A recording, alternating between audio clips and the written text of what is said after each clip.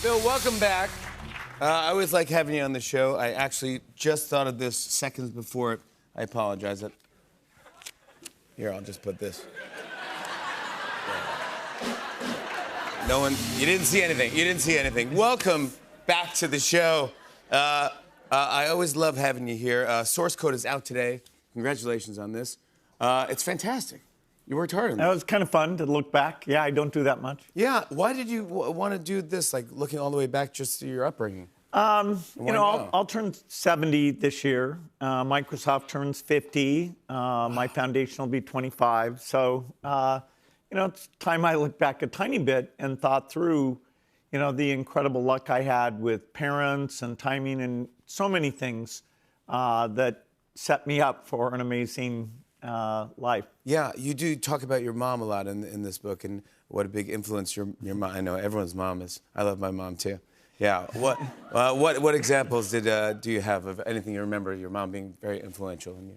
Well, when other families had come over, we'd talk about what their kids were up to, and then after they left, my mom would say, "Oh, they must feel terrible. Their kid didn't go to college, or they're not doing very well." And I'd be like, "Oh, okay, I get what you want me to do." Yeah, oh, yeah. Yeah, that was a side way of saying you better go to college, yeah.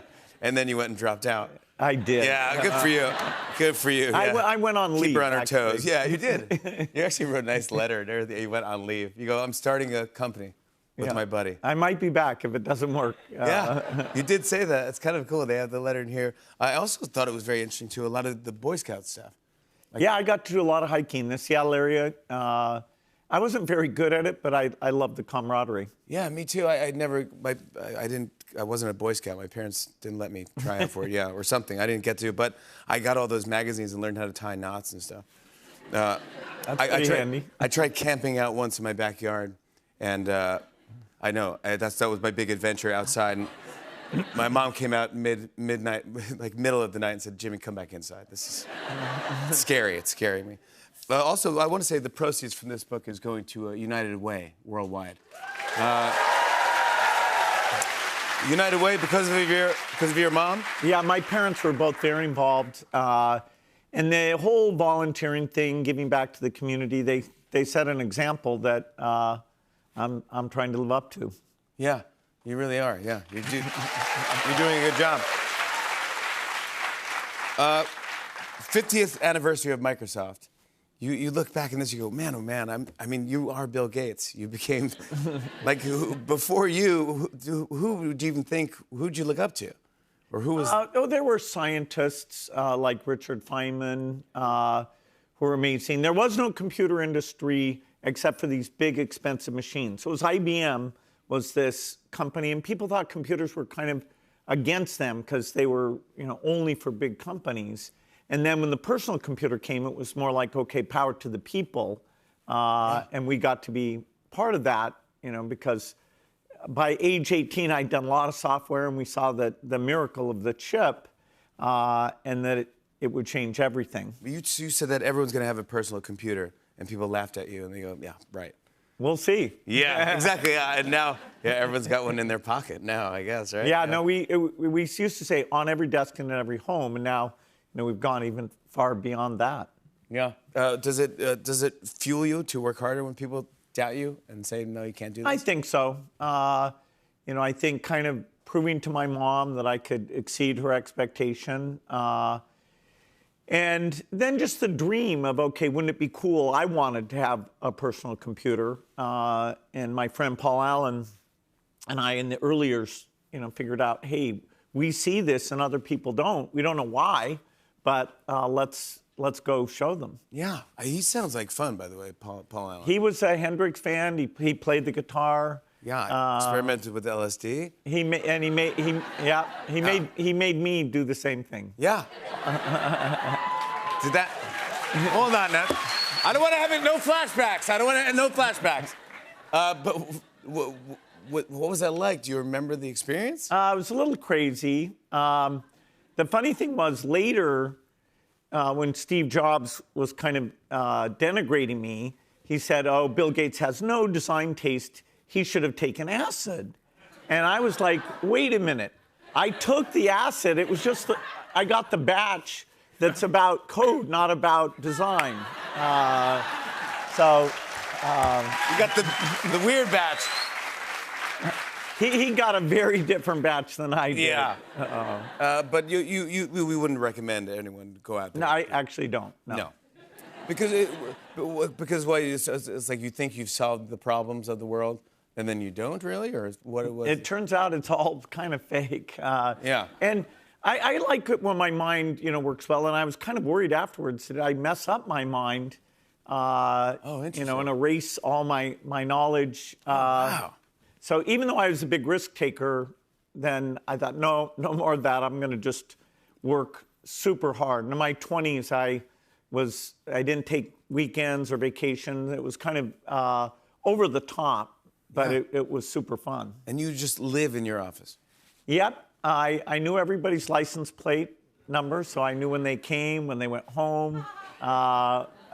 And what did Mom say when she found out you were doing this? She's like, oh, she's interesting. By then, she had relaxed a little bit. Yeah.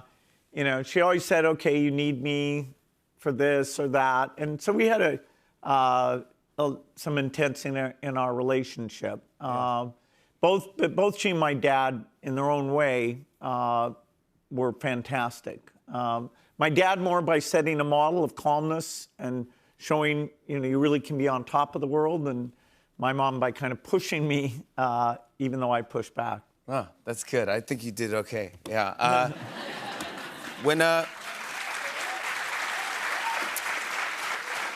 Everyone's talking about AI, and that's the big topic. Everyone's like, how's it going to take over, and all this stuff, and it's bad or it's good or we don't know. What are the pros and cons for, in layman's terms, for someone like me? Yeah, so the era we've come to is sort of the vision that computing was expensive and it basically became free. The era that we're just starting is that intelligence is rare, a great doctor, a great teacher. And with AI, over the next decade, that will become free, commonplace. Great medical advice, great tutoring. And it's kind of profound because it solves all these specific problems, like we don't have enough doctors or mental health professionals, but it brings with it kind of so much change. What will jobs be like? Should we just work like 2 or 3 days a week?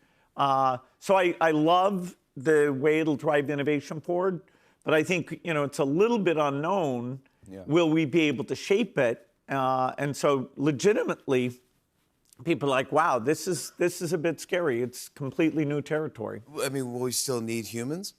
Not for most things. We'll decide. I mean, hosting a talk show, definitely. You're gonna need, really? Well, we'll decide, like baseball. We won't want to watch computers play baseball. That's correct. Yeah. And, so there'll be some things that we reserve for ourselves. But in terms of making things and moving things and growing food, over time, those will be basically solved problems. Yeah. Which we need to solve problems because you got some grandkids. I do. I have take care a 2-year-old and a 3-month-old. That's pretty awesome. That's cute, huh? Boy, girl? 2 girls. 2 girls? Oh, it's the best. Both here in New York. Really? Yeah. Do you like being a grandpa? It's fun. I think the best part is yet to come because I like to read books to them, eventually take them on trips. But even the 2-year-old's kind of a blast. Oh, that's fantastic. Now, I want to ask you, too, because there's a nice thing about being optimistic about the future. What keeps you optimistic, and what could you tell everyone to stay optimistic about the future? Well, I think the ability to improve health, even Alzheimer's, which has been tough, all the diseases that are still in the developing countries like malaria, HIV, polio, we're very close. I spend a lot of time on that. You really do. With luck, in the next 3 or 4 years, that'll become the second disease that's completely gone.